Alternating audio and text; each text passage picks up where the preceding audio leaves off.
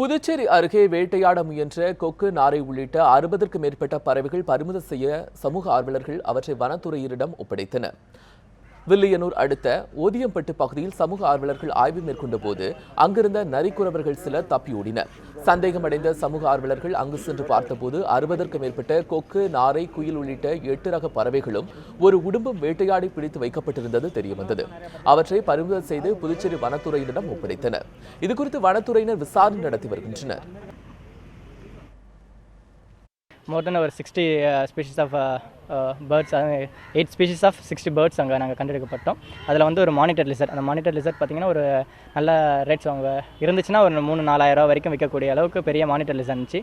Total birds பார்த்திங்கன்னா ஒரு 58லேருந்து 60 பறவைகள் இருக்குது. இதில் நிறைய பேர்ட்ஸ் வந்து ஹைலி ப்ரொடெக்டட் ப்ளஸ் வந்து மைக்ரேஷன் பேர்ட்ஸும் இருக்குது. அதில்